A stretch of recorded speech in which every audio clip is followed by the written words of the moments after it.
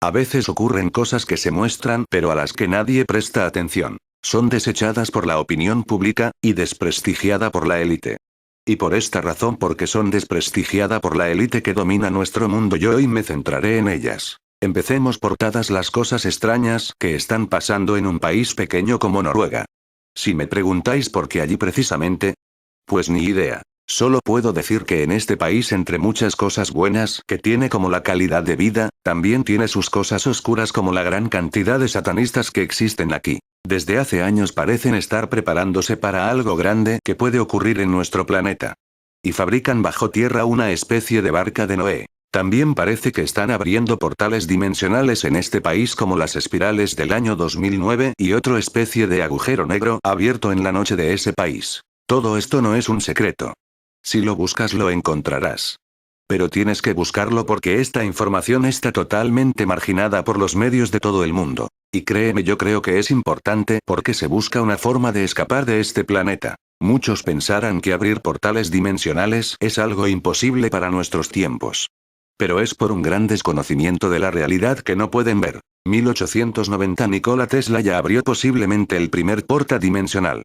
Y el genio pintor Van Gogh, que aún no era famoso, ya lo reflejó en uno de sus cuadros más famosos, La noche estrellada con sus espirales en el cielo. Este sería su último cuadro, pues de una forma aún no explica apareció muerto de un disparo en el pecho. ¿Casual? No lo creo. Todo lo que está ocurriendo en general, lo de Noruega y un posible fin de estos tiempos, está escrito en la Biblia, por más que la élite se empeñe en decir que la Biblia es un libro más o menos de ficción. Quizás tengan interés en que creamos eso, y si no, fíjate en este señor del que te cuento ahora. Un desconocido para la humanidad pese a sus grandes descubrimientos. Ronald Eldon Wyatt, 1933-1999, fue un arqueólogo bíblico aficionado y ex enfermero anestesista, famoso por afirmar haber descubierto numerosos lugares y artefactos relacionados con la arqueología bíblica, entre ellos el Arca de Noé en el sitio arqueológico de Durupinar. Sus descubrimientos han sido desmentidos por científicos, historiadores y eruditos bíblicos, refutando las pruebas in situ realizadas por él y su equipo. Sin embargo, el trabajo de Wyatt sigue teniendo algunos seguidores entre grupos fundamentalistas cristianos. Wyatt era enfermero anestesista cuando en 1960 vio una fotografía del sitio arqueológico de Durupinar en la revista Life Magazine. El descubrimiento del sitio, formado por una estructura con forma de barco sobre una montaña cercana al monte Ararat, causó una amplia discusión entre círculos cristianos evangélicos respecto a la posibilidad de que pudiera tratarse de los restos del Arca de Noé. Impresionado por el descubrimiento, Wyatt comenzó su carrera de arqueólogo aficionado. Desde 1977 hasta su muerte en 1999, Wyatt hizo más de 100 viajes al Medio Oriente. Sus investigaciones abarcaron una gran variedad de lugares y artefactos descritos tanto en el Antiguo como en el Nuevo Testamento. A su muerte, el 4 de agosto de 1999, Wyatt afirmaba haber realizado numerosos descubrimientos relacionados con la arqueología bíblica, entre los que se encuentran los siguientes. 1. El Arca de Noé, en el sitio arqueológico de Durupinar, ubicado a 18-25 millas al sur del monte Ararat. Anclas de piedra usadas por el Arca de Noé. La casa y las sepulturas de Noé y su esposa. Los restos de Sodoma y Gomorra. Piedras de azufre entre las cenizas de Sodoma y Gomorra. La Torre de Babel, al sur de Turquía. La forma en que los egipcios construyeron las pirámides. El lugar donde los israelitas cruzaron el Mar Rojo, ubicado en el Golfo de Aqaba. Ruedas de carros y otras reliquias del ejército del faraón, ubicados en el fondo del Mar Rojo. El sitio del monte Sinaí bíblico, en Arabia Saudita. La roca del monte Horeb, desde donde manó agua cuando fue golpeada por Moisés. El lugar del terremoto de Coré. Una cámara al final del laberinto de túneles bajo Jerusalén, conteniendo varios objetos del templo de Salomón. El lugar de la crucifixión de Jesús. El arca de la alianza y las piedras con los 10 mandamientos. Sangre de Cristo, derramada sobre el propiciatorio del arca de la alianza bajo el supuesto lugar de la crucifixión. En resumen de la historia de este señor es que la historia de la Biblia es real y los extraterrestres en realidad serían ángeles caídos. El cielo y el infierno serían también mundos donde existe tecnología, mundos con una parte más metafísica que espiritual. A su muerte, el 4 de agosto de 1999, Wyatt afirmaba haber realizado numerosos descubrimientos relacionados con la arqueología bíblica, entre los que se encuentran los siguientes. 1. El Arca de Noé, en el sitio arqueológico de Turupinar, ubicado a 18,25 millas al sur del monte Ararat. Anclas de piedra usadas por el Arca de Noé. La casa y las sepulturas de Noé y su esposa. Los restos de Sodoma y Gomorra. Piedras de azufre entre las cenizas de Sodoma y Gomorra. La Torre de Babel, al sur de Turquía. La forma en que los egipcios construyeron las pirámides. El lugar donde los israelitas cruzaron el Mar Rojo, ubicado en el Golfo de Aqaba. Ruedas de carros y otras reliquias del ejército del faraón, ubicados en el fondo del Mar Rojo. El sitio del monte Sinaí bíblico, en Arabia Saudita. La roca del monte Horeb desde donde manó agua cuando fue golpeada por Moisés. El lugar del terremoto de Coré. Una cámara al final del laberinto de túneles bajo Jerusalén conteniendo varios objetos del templo de Salomón. El lugar de la crucifixión de Jesús. El arca de la alianza y las piedras con los 10 mandamientos. Sangre de Cristo, derramada sobre el propiciatorio del arca de la alianza bajo el supuesto lugar de la crucifixión.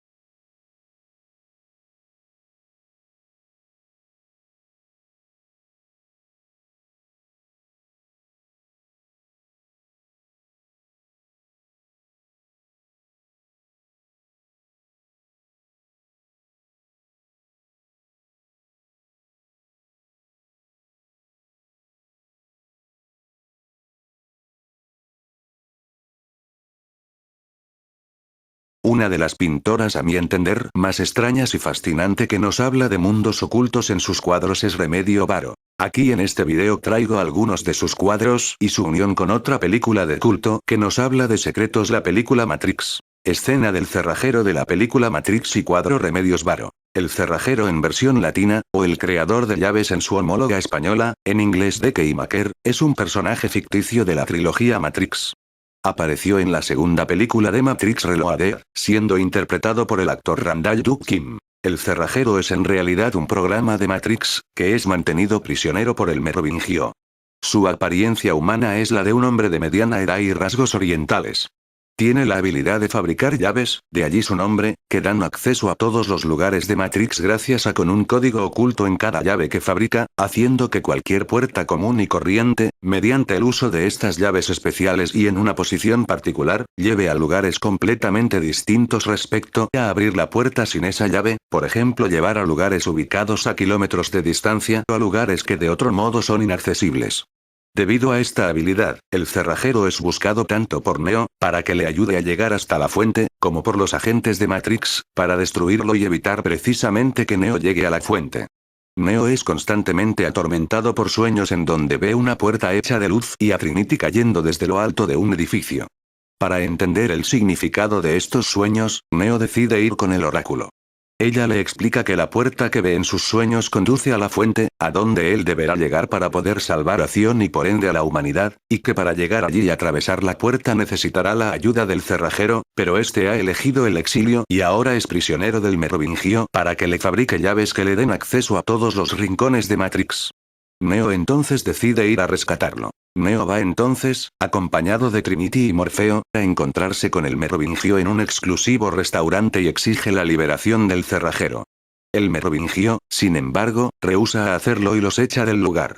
Antes que Neo, Morfeo y Trinity abandonen el restaurante, son interceptados por Perséfone, la esposa del Merovingio, quien harta de la arrogancia de este decide ayudarles, entregándole al cerrajero a cambio de un beso de Neo en los labios. Según Perséfone, el Merovingio era antes como Neo y quería recordar cómo se sentía un beso. Neo accede a la petición, pese a la clara oposición de Trinity, y los tres son llevados a un pequeño calabozo donde Neo encuentra al cerrajero en su incesante tarea de fabricar llaves. Cuando se disponían a huir, Neo y sus compañeros son interceptados por el Merovingio y sus hombres. El cerrajero huye para evitar ser apresado nuevamente, siendo perseguido por los gemelos. Morfeo y Trinity deciden ir a ayudar al cerrajero, mientras que Neo opta por detener a los hombres del Merovingio. Tras derrotarlos, Neo intenta detener al Merovingio mismo, pero este logra cruzar una puerta usando una de las llaves que el cerrajero le fabricó y huye hacia un lugar desconocido.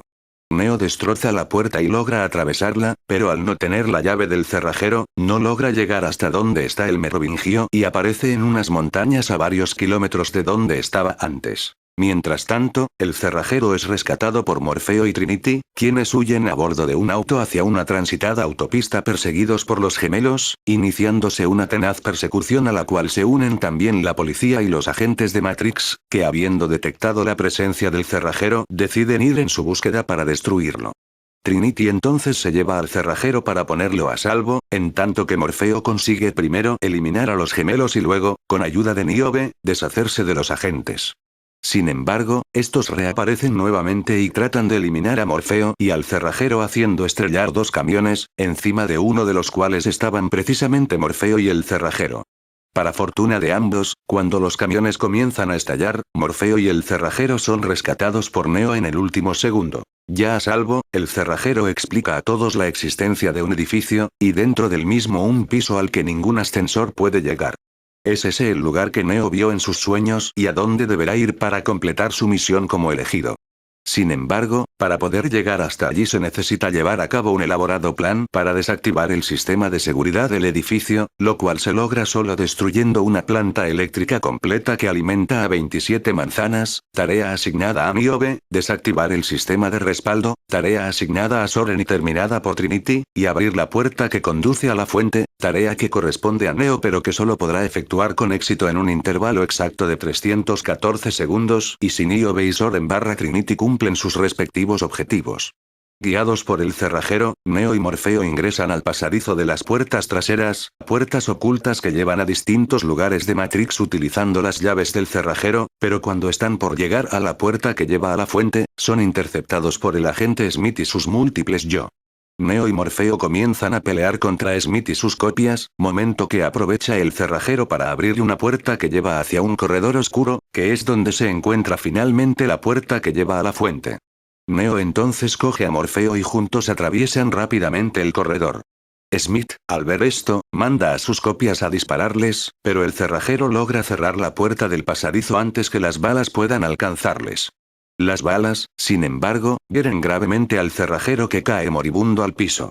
Antes de morir, el cerrajero saca dos llaves, una para Morfeo, para que pueda regresar a casa, y la otra para Neo, para que abra la puerta de luz y llegue hasta la fuente. Un libro revela el esoterismo y la ciencia ficción de Remedios Varo. La pintora surrealista Remedios Varo llevó a cabo su obra más reconocida y prestigiosa durante los años que vivió en México, una etapa que es observada a detalle en el libro recién publicado Remedios Varo. Los años de México. Varo, de origen español, es una de las pintoras surrealistas más interesantes y misteriosas, de acuerdo con un comunicado de la editorial RM. La artista nació en Girona, Cataluña, en 1908, y estudió en la Academia de San Fernando en Madrid.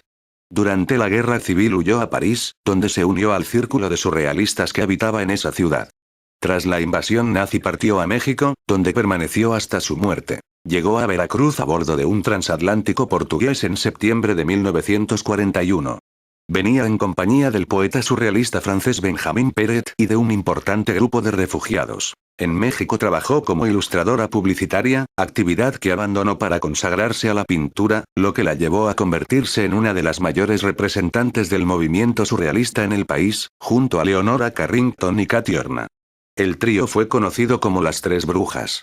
El libro, escrito por Masayo Nonaka, se centra en la etapa mexicana de la artista, la más reconocida y prestigiosa. En su texto introductorio, Nonaka hace referencia a datos originales de la vida y obra de la pintora y contextualiza las 53 ilustraciones que reflejan su pintura más representativa de este periodo. La obra de Remedios Varo, 1908-1963, es amplia y compleja, y posee un estilo con rasgos muy definidos y reconocibles. Sus cuadros están habitados por figuras humanas concentradas en tareas simbólicas y rodeadas de elementos oníricos, alquímicos y enigmáticos. Como recuerda en su texto Masayo Nonaka, investigadora especializada en el estudio del surrealismo en México, Varo compartió con Carrington un interés por el esoterismo o la tradición espiritual antigua, y con Horna su curiosidad por las máquinas, la ciencia y la ciencia ficción, además de por la filosofía, la psicología y la literatura del romanticismo alemán. Desde Tejido Espacio-Tiempo, una de las primeras pinturas que realizó en México en 1954, hasta Naturaleza Muerta Resucitando, de 1963, el libro monográfico hace un recorrido por obras como El Flautista, 1955, Armonía, 1956, Creación de las Aves, 1957, Mimetismo, 1960, Mujer saliendo del psicoanalista, 1960, o Fenómeno de ingravidez, 1963. Bueno, ahora dejamos. Lista de trabajos representativos. 1935 El tejido de los sueños. 1942 Gruta mágica. 1947 Paludismo, libélula. 1947 El hombre de la guadaña, muerte en el mercado. 1947 La batalla. 1947 Insomnio primero. 1947 Amibiasis o los vegetales. 1955 Simpatía o la rabia del gato. 1955 Ciencia inútil o el alquimista. 1955 Ermitaño meditando. 1955 La revelación o el relojero. 1955 Trasmundo. 1955 El flautista. 1955 El paraíso de los gatos. 1956 A la felicidad de las damas. 1956 Cazadora de astros. 1957 Creación de las aves. 1957 Modista. 1957 Caminos tortuosos. 1957 Reflejo lunar. 1957 El gato helecho. 1958 Papilla estelar. 1959 Exploración de las fuentes del río Orinoco. 1959 Catedral vegetal. 1959 Encuentro. 1960 Mimetismo. 1960 Mujer saliendo del psicoanalista. 1960 Visita al cirujano plástico. 1960 Hacia la torre. 1961 Vampiro. 1961 Tejiendo el manto terrestre. 1962 Vampiros vegetarianos. 1962 Fenómeno de ingravidez. 1962 Tránsito espiral. 1963 Naturaleza muerta resucitando.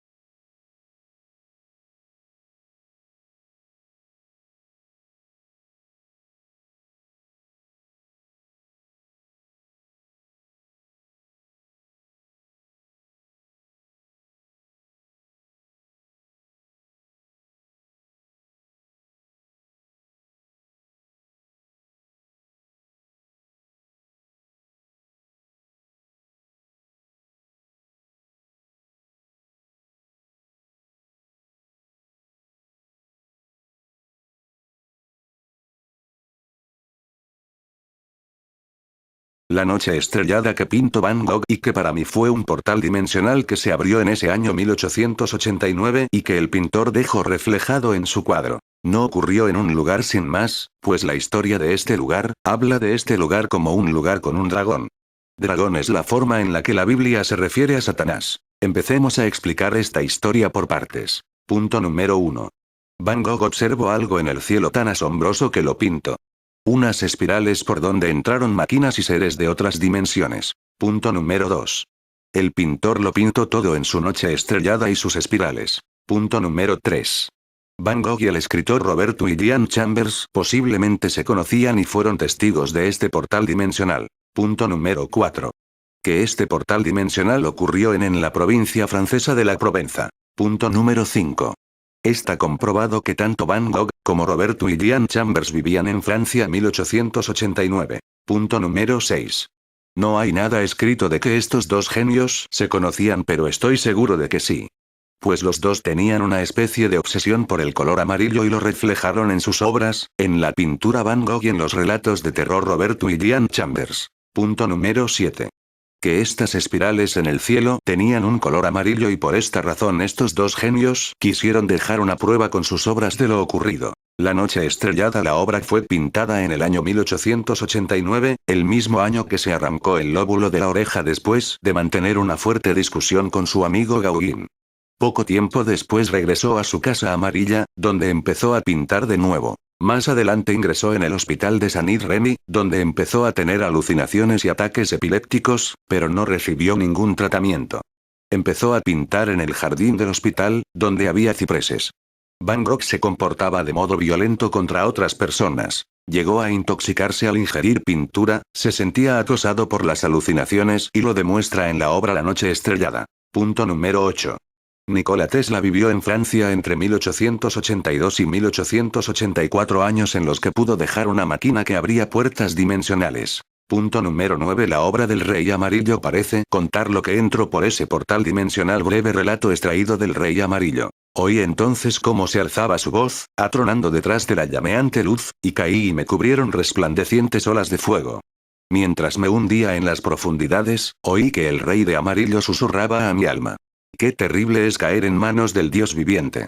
En estos relatos, Chambers retoma la inquietante atmósfera de la mítica ciudad de Carcosa creada por Ambrose Bierce, cuyas tinieblas se proyectan sobre la apacible cotidianeidad, rasgándola. Un extraño libro, El Rey de Amarillo, será el portal que genera la superposición de mundos, en la cual los muertos no se resignen a permanecer dóciles, en la noche eterna. Santiago Caruso descifra con maestría el diálogo entre sombras y fulgores que desde las imágenes se extiende, cautivante. El Rey de Amarillo, serie de relatos vagamente relacionados que tienen como trasfondo un libro monstruoso y prohibido cuya lectura produce miedo, locura y misteriosas tragedias, nos lleva a notables cumbres de terror cósmico. Punto número 10.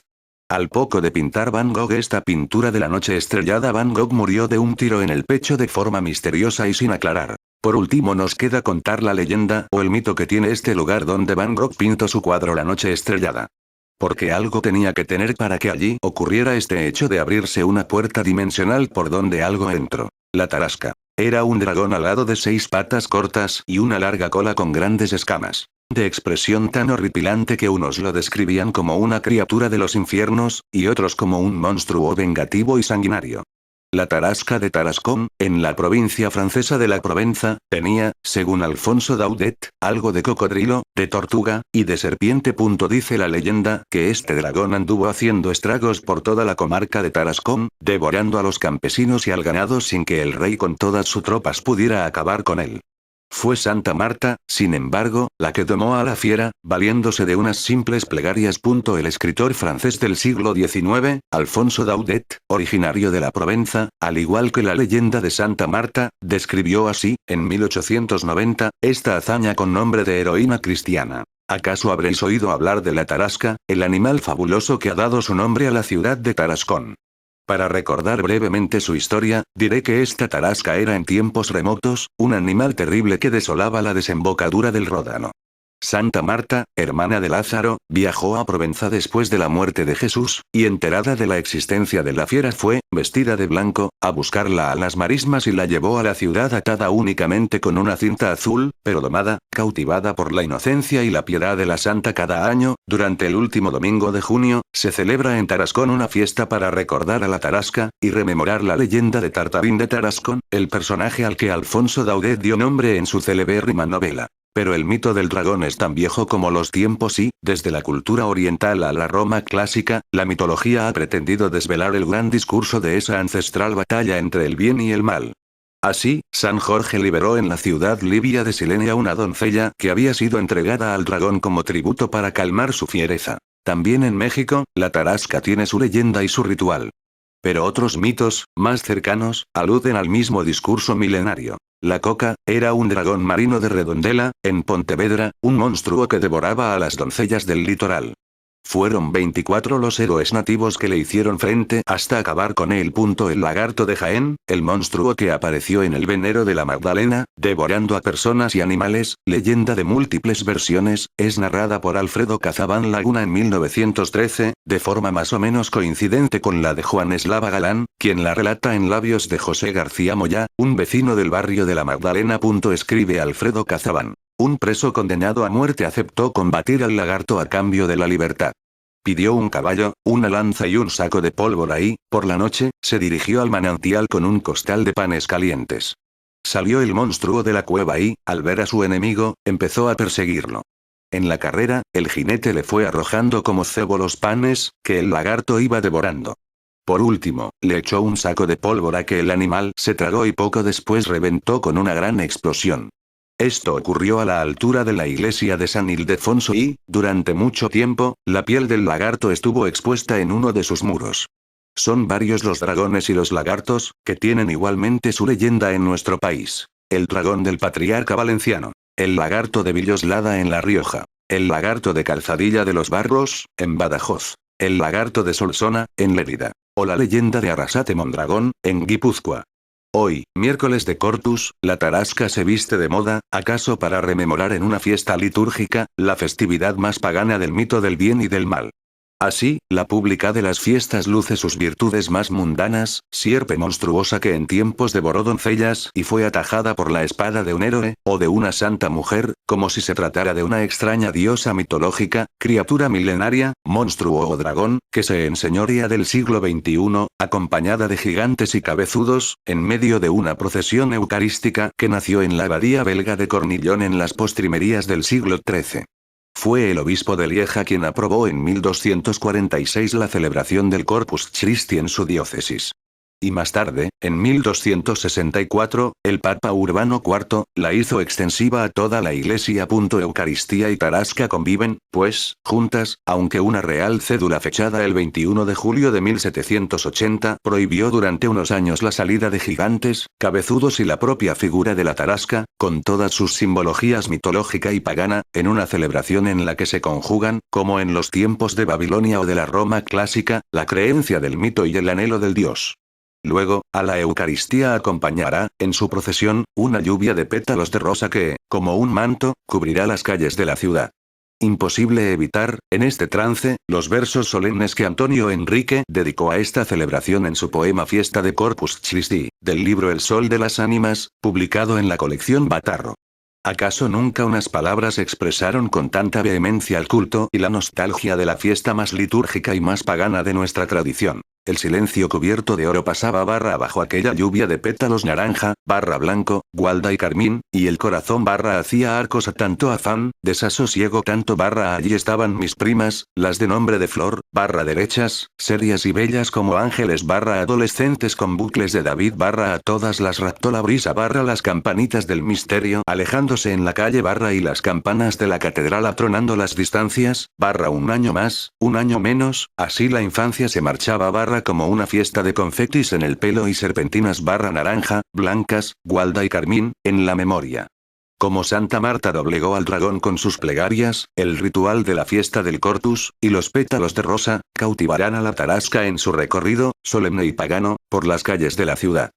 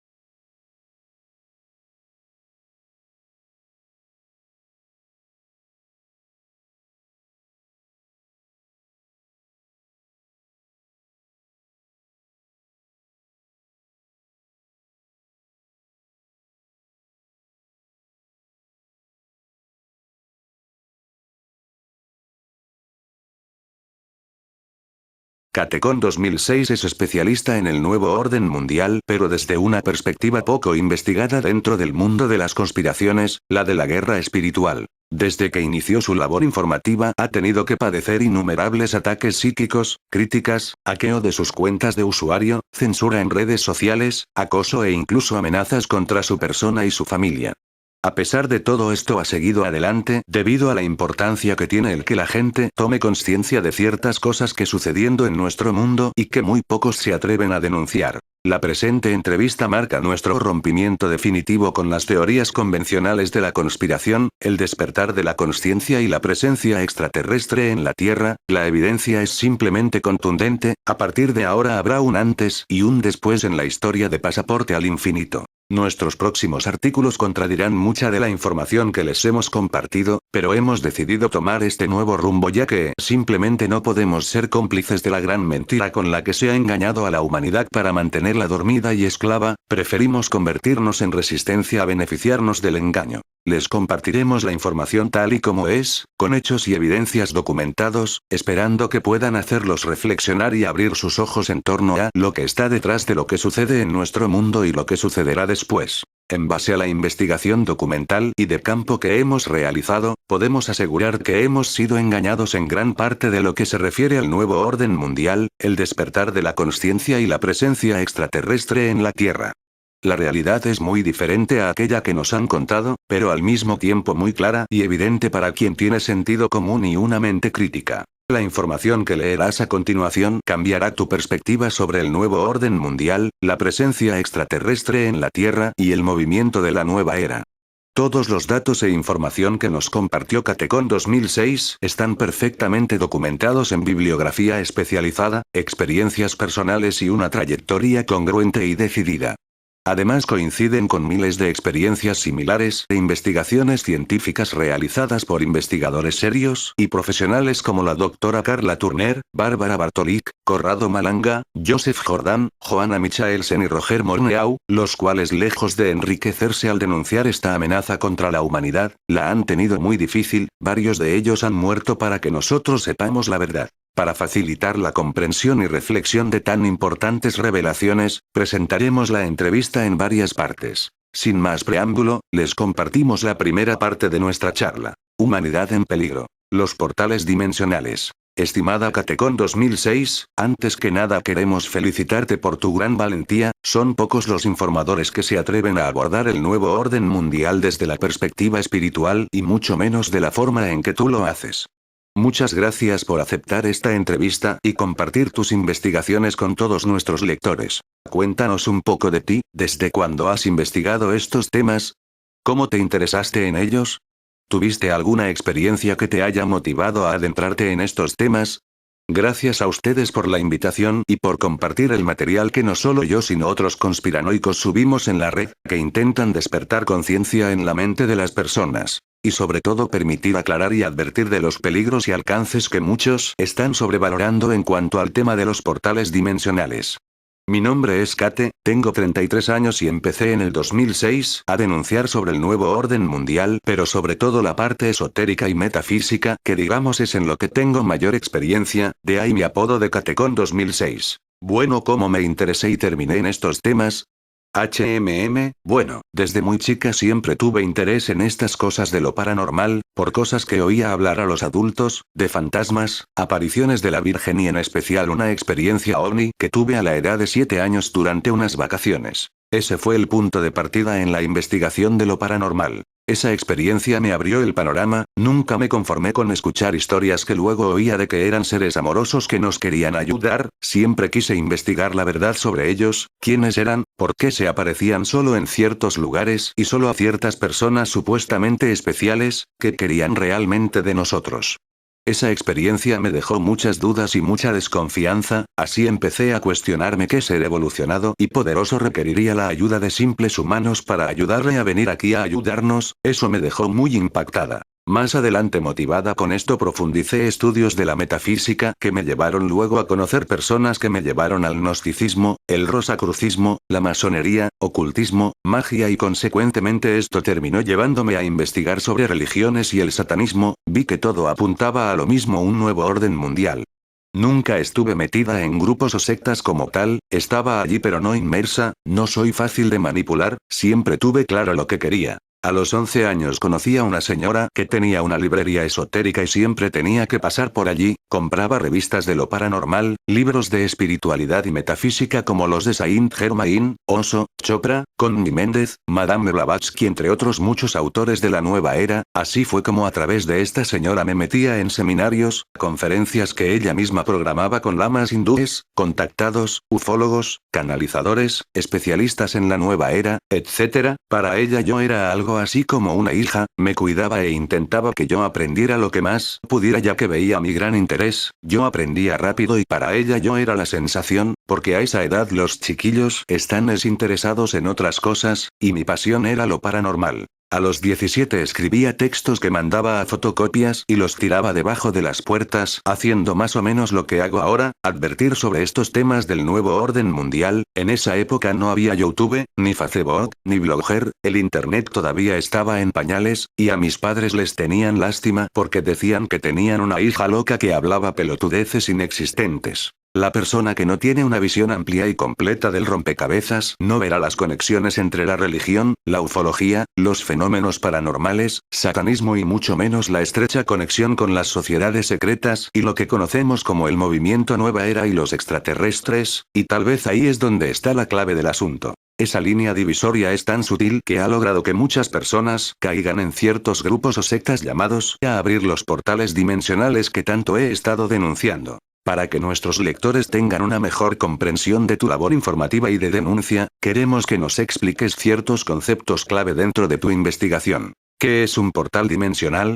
Tal vez de portales dimensionales ustedes han oído solo en libros y películas de ciencia ficción y uno diría pero qué locura esa ¿cómo así que portales? Bueno, un portal dimensional es sencillamente una puerta divisoria que separa dos lugares, dos mundos y por donde se puede entrar y salir. Así como la puerta de cualquier casa, que separa el espacio donde vivimos, del espacio exterior donde circulan los autos y pasa a toda clase de gente, se tiene una puerta para evitar que esos intrusos de la calle se cuelen en nuestra privacidad y nuestros asuntos. Así funciona un portal. Un portal se puede abrir cumpliendo ciertos parámetros que tienen que ver con patrones energéticos que se dan durante fechas de anclaje de energía, fechas y horas en las que los astros juegan también un papel importante. Ejemplo de ello son eclipses, alineaciones y las fechas triple que han estado siendo usadas desde 1992. 9 del 9 del 2009, 10 del 10 del 10, 11 del 11 del 11, 12 del 12 del 12. Verdaderos marcadores energéticos que permiten llevar a cabo sus misiones. Pero para abrir esa puerta o portal no basta con tener la fecha y la hora, falta algo, ¿no? Una llave. Y lógicamente, un cerrajero. Un ejemplo sencillo. Es como decir que hoy a las 5 horas astrológica de Júpiter estarán inaugurando un nuevo, hermoso y moderno centro comercial que será la sensación de la ciudad. Está la fecha de inauguración, la hora en que las tiendas estarán a reventar por la ola de descuentos que habrán, pero falta algo, el tipo encargado de la seguridad del lugar y es quien tiene las llaves, pero no aparece para abrir las puertas del edificio. La inauguración fallará y las tiendas no podrán vender porque no podrá entrar nadie a comprar, el portal está cerrado. Todo ha sido un fracaso. Se requiere fecha, hora, la llave y el cerrajero. El concepto de los portales pareciera complicado, pero afortunadamente goza de una gran simplicidad. Chamanes, brujos, hechiceros se han guardado siempre las llaves por milenios. Esas llaves no son otras que los rituales, las invocaciones, los mantras, símbolos, mudras, ciertos cánticos, danzas, numerología, magia, espiritismo, entre otros. Volviendo al ejemplo del centro comercial, cuando el tipo encargado de la seguridad aparece y abre las puertas con sus llaves, entonces entra toda clase de gente, ¿no? Negros, gordos, altos, bajos, rubios, ricos, pobres, lindos, feos, el perro y hasta el gato. Eso mismo pasa con los portales. ¿Por qué son peligrosos los portales dimensionales?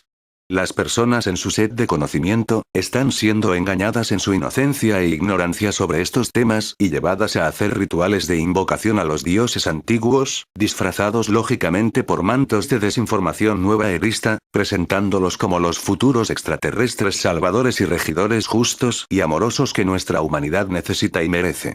Las personas están tan fascinadas por lo que los libros obtenidos a través de canalizaciones les enseñan, todo tan bonito, fantástico y deseable, que no se toman mucho tiempo en leer bien, entender y analizar lo que esos libros realmente dicen y pretenden, su significado real. Mucho menos se toman el tiempo de investigar sobre religiones antiguas, cultos a dioses de los diversos panteones y su relación con el satanismo. Si hicieran esto, encontrarían que siempre hay un común denominador: Lucifer, sus legiones y un plan milenario de dominación. Al abrir un portal dimensional se está dando entrada a todo tipo de seres, buenos y malos, de luz y de oscuridad.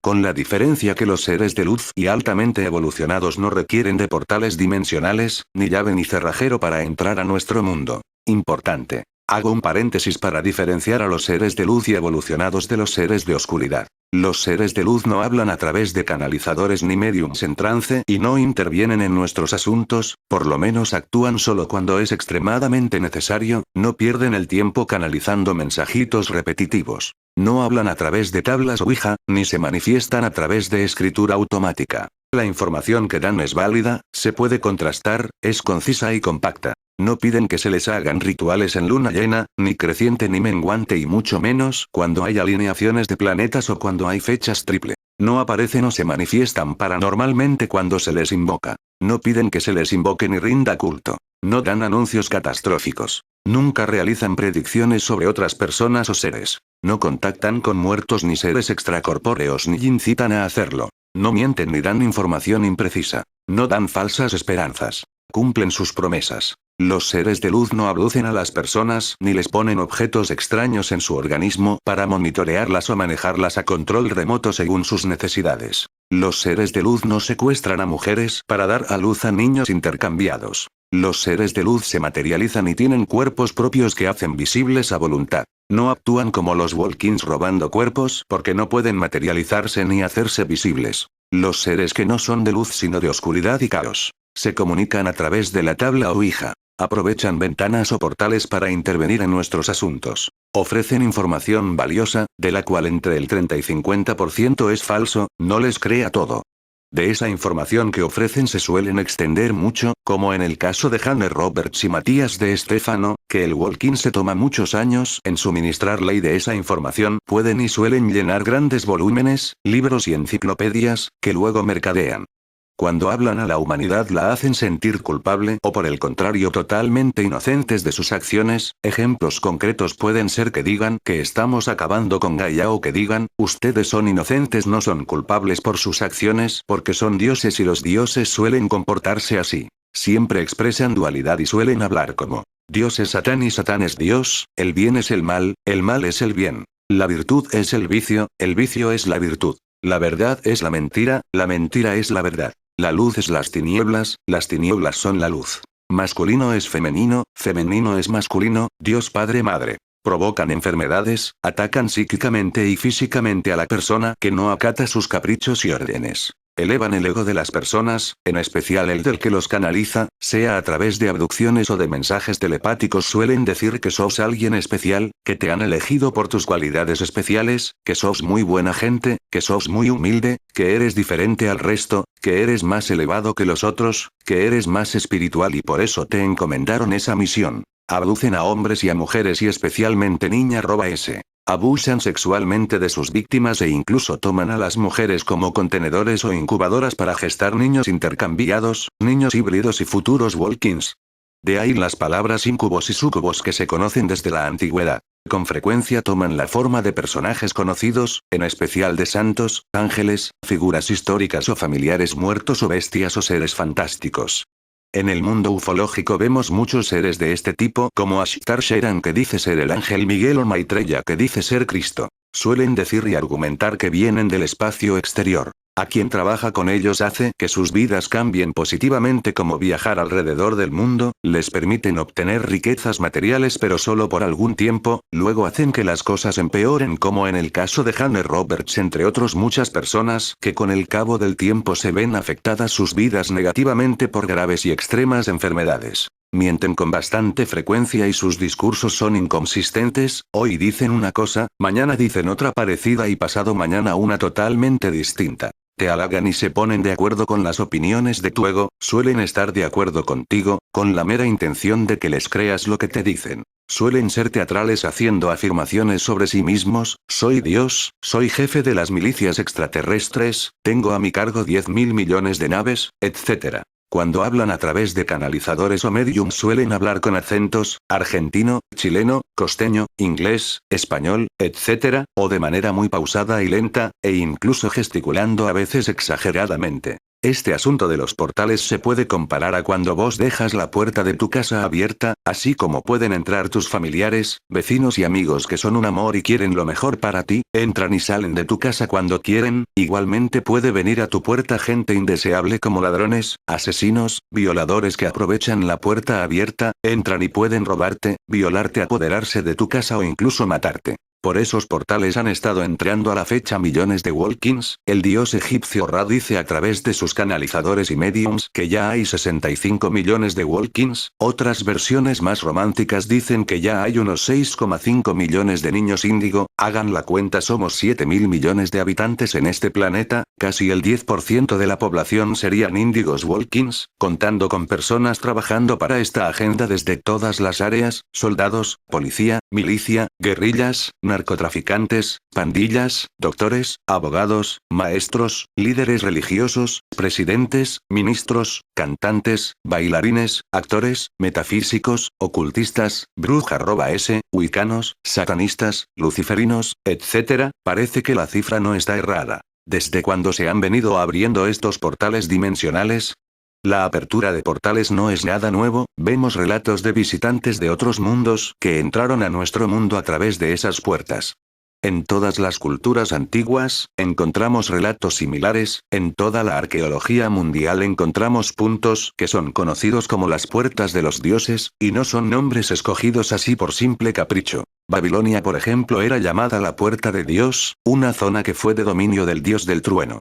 En la antigua Babilonia hay un portal, en Stonehenge hay otro, donde están ubicadas las pirámides, el lago Titicaca, entre otros lugares que también son puntos energéticos, conocidos por ser lugares de gran actividad paranormal, aparición de UFOs, apariciones marianas, fantasmas, etc., por donde entran en ocasiones especiales seres de otros mundos y donde regularmente quienes tienen las llaves, realizan sacrificios humanos y energéticos para que estos vampiros se sacien con nuestras energías. Seres a quienes llamaban dioses, quienes requerían un momento indicado a nivel astronómico tanto para venir como para irse. En la mitología antigua de todos los pueblos, vemos referencias también a ventanas astronómicas que eran aprovechadas por los dioses para manifestar su poder en la Tierra y que correspondían a alineaciones planetarias y llamaradas solares y movimientos lunares. Relatos de brujos, chamanes, druidas nos cuentan que en lugares energéticos siempre han invocado y traído a seres de otros mundos, a cambio de favores parecen ser una constante. La estrecha relación de estos portales con el ocultismo y la magia es más que innegable. Todos están esperando que alguien entre por esa puerta, que será si así lo permitimos. El futuro líder que regirá a la humanidad. En la Biblia se habla de la apertura de una prisión donde se encuentra Lucifer, cuando llegue el momento designado por Dios, una prisión que los ocultistas comenzaron a ensanchar en 1918, luego en 1946. En 1992 se retomó de nuevo la apertura de estos portales, cuya transición vibracional comenzaron a denominar como el 11-11, que se supone quedará completamente abierto antes del 2020. Entre 1992 y 2020 será el período de transición donde entrarán energías que nos llevarán al nuevo orden. Todo parece coincidir con el Apocalipsis bíblico. ¿Qué relación tienen los portales dimensionales con el Anticristo y Lucifer? En todas las culturas del mundo hay referencias a Lucifer. No puede obviarse la similitud entre la llegada de los antiguos dioses, los Anunnakis, o los vigilantes con los relatos que conocemos de Lucifer y sus ángeles. Metatron es el encargado de la ascensión planetaria. Metatron y Lucifer son el mismo ser. Este ser de alguna manera y por alguna razón fue confinado a un extraño lugar, en un lugar intermedio entre el cielo y la tierra que pareciera estar en el aire, aquí mismo sobre nuestras cabezas pero que no podemos ver. Ustedes dirán: ¿otra dimensión? Yo contestaría sí, otro plano. La Biblia extrañamente indica en Efesios 6:12 que Lucifer y sus Walkins se encuentran en las regiones celestes, sabemos que están confinados allí y que por más que quieran no pueden ir a otros mundos, dimensiones o planetas, incluyendo la Tierra, al menos no hasta que un evento astronómico suceda y que parece tener que ver con profecías del fin de los tiempos y la aparición del anticristo. Sin embargo, se nos advierte que Lucifer está ahí en ese lugar sobre nuestras cabezas, desde donde tiene el control, desde donde planea y ejecuta sus planes en el planeta Tierra, y en contra de Dios. Ese lugar tiene varias particularidades, Lucifer no puede salir de ese lugar a su voluntad, por lo menos no como lo hacía milenios atrás. Es un lugar donde aunque está prisionero, tiene completa libertad y desde donde puede operar sigilosamente sobre nuestras mentes y desde donde puede manejar y dirigir a algunas de sus criaturas y humanos para que ejecuten sus planes. A mi modo de ver, el anticristo aparecerá cuando una apertura dimensional ocurra, una persona con especiales cualidades será el donante de su cuerpo con genética especial y en su lugar puesto Lucifer. Desde hace más de un centenario se ha estado preparando la aparición de este temido personaje, y muchos grupos ocultistas han estado contribuyendo para ese fin mediante la apertura de portales dimensionales. Como ya se ha podido notar, la Tierra tiene que estar en un cierto punto de caos para que Lucifer venga a imponer el orden al mismo desorden que ha armado, recuerden su fórmula favorita, problema igual reacción igual solución. Como están las cosas, no dudo que su plan les resulte. Al mayor satanista de la historia, Aleister Crowley, se le dieron indicaciones de cómo abrir los portales, de hecho se le dieron indicaciones expresas de que para el regreso del dios Horus, dios de la guerra, el hijo de la diosa Isis, la tierra debería ser bañada en sangre. Hitler fue buscado por los ocultistas de la élite, dadas sus capacidades mediúmnicas especiales, así se convirtió en un Walking llevando dentro de sí una de las manifestaciones de este temido dios, mediante el intercambio de almas, se entiende claramente. Ron Hubbard, fundador de la cienciología entre otra larga lista de ocultistas, también contribuyeron al ensanchamiento del portal, todos han intentado traer prematuramente a Lucifer, mas todo será a su debido tiempo. No antes. La promesa que se tiene en el mundo ocultista es que se iniciará la era de Horus y la promesa de su regreso, en la metafísica se anuncia la era de Acuario y la llegada de Maitreya el Cristo cósmico. ¿Creen que se trata de dos cosas diferentes? Paradójicamente nos están preparando a todos para esperar con alegría al anticristo. Fin de la primera parte. Hasta aquí termina la primera parte de esta reveladora entrevista, ha quedado claro lo que son los portales dimensionales, su relación con el luciferismo y por qué son tan peligrosos para la humanidad, pero a todo esto ¿quiénes son los que han ejecutado este diabólico plan a lo largo de la historia? ¿Qué tiene que ver todo esto con la nueva era y los extraterrestres?